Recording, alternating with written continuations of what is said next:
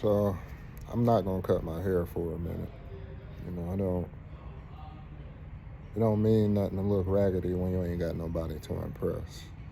And so, uh, with all that being said, the longer you go through certain experiences, you learn how to respond better.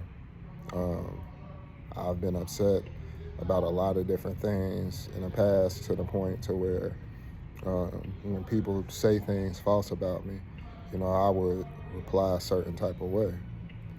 But understanding that in this time,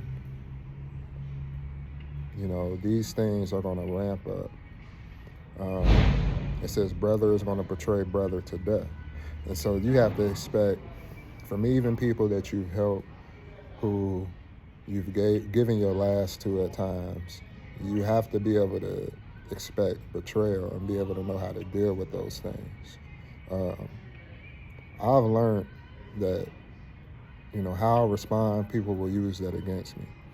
And so it's better to become mature, not care what people think. That's why, the facial hair, I could be trying to clean up, you know. It's funny that some of the shorts that I talk about the gospel in have less views than the one with that little spray of Versace. But yet people talk about being toxic. I can watch a person's testimony. Like, for instance, I watched the testimony about the stripper.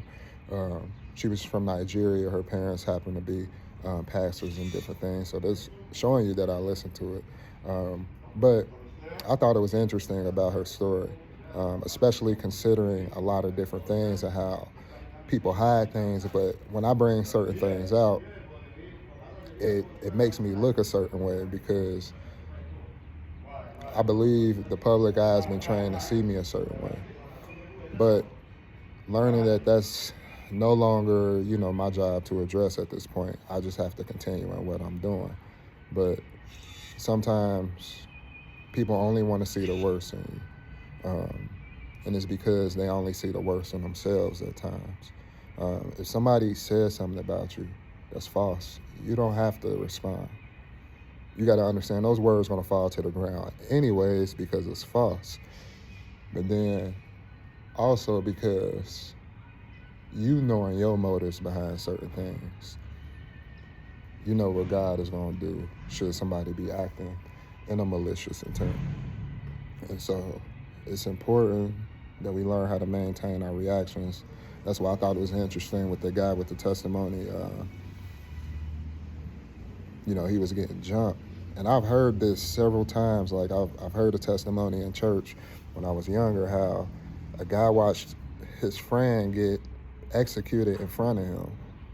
And he just told those guys right before they did it that he wanted them to know Jesus. Like, those are like crazy stories, like, and that's showing your faith. And so despite what your circumstances is, what you're going through, you have to understand that God is going to bring you through if you stay focused on his son. The moment you try to get cold, the moment you, start trying to accuse people of certain things, the moment you try to bring judgment into your own hands, you take the power out of God's hand and you take mercy and grace, which is our power. The power of the Son of Man is to forgive sins. That's why Jesus said the Son of Man has power to forgive sins on earth. Why wouldn't he say the Son of God? The Son of Man has power to forgive sins. And so therefore, you have to understand the power that you possess.